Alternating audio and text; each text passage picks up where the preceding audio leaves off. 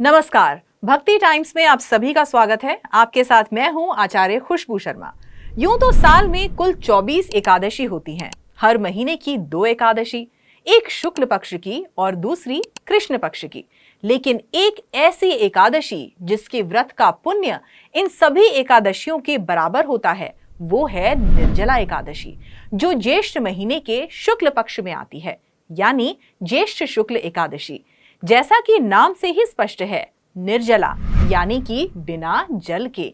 इसीलिए ये एकादशी सर्वाधिक महत्वपूर्ण भी है, क्योंकि ये गर्मियों में आती है और इसमें पूरे 24 घंटे बिना जल के व्रत रखना होता है। और इस भीषण गर्मी के मौसम में निर्जल व्रत रखना बेहद कठिन है।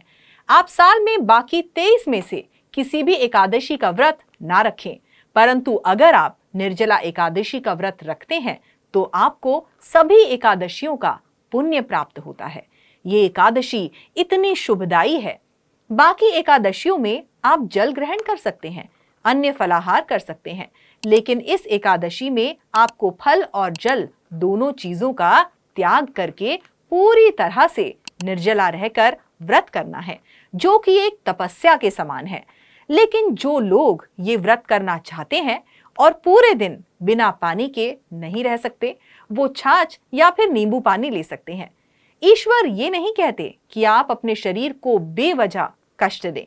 आप जलाहार के द्वारा, फलाहार के द्वारा ये व्रत कर सकते हैं। इस बार ज्येष्ठ महीने के शुक्ल पक्ष की एकादशी 17 जून को सुबह लगभग 4:45 से शुरू होगी और अगले दिन 18 जून को सुबह लगभग 6:26 पर खत्म होगी। निर्जला एकादशी का व्रत 18 जून यानी कि मंगलवार को रखा जाएगा। एकादशी से एक दिन पहले दशमी तिथि के नियमों का पालन किया जाता है। ऐसे में 17 जून को दशमी तिथि के नियमों का पालन करते हुए शुद्ध और सात्विक भोजन लेना चाहिए और ब्रह्मचर्य का पूर्ण रूप से पालन करना चाहिए। एकादशी की तिथि भगवान विष्णु को समर्पित होती है, इसलिए इस दिन श्री हरि विष्णु की पूजा अर्चना की जाती है। जो लोग ये व्रत नहीं भी कर सकते, उन्हें भी इस दिन विष्णु जी का स्मरण करना चाहिए, उनकी आराधना करनी चाहिए। 18 जून को निर्जला एकादशी पर आपको ब्रह्म मुहूर्त में उठकर नित्य कर्मों से निवृत्त होकर सूर्य को जल देना है। आपको ये जल सादा ही रखना है, इसमें कुछ भी मिलाना नहीं है।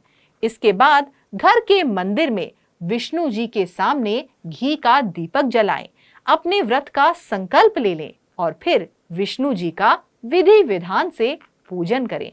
एकादशी के बाद अगले दिन द्वादशी को आपको अपना व्रत खोलना है, लेकिन इस बात को याद रखिए कि एकादशी का व्रत द्वादशी तिथि को सूर्योदय के बाद ही खोला जाता है। जी हाँ, महाभारत में भीम यानी कि भीमसेन, जो कि पांडवों में दूसरे नंबर पर थे और सबसे शक्तिशाली माने जाते थे, उन्होंने ये व्रत रखा था और वो बेहोश हो गए थे। इसलिए इसे भीमसेनी एकादशी भी कहा जाता है।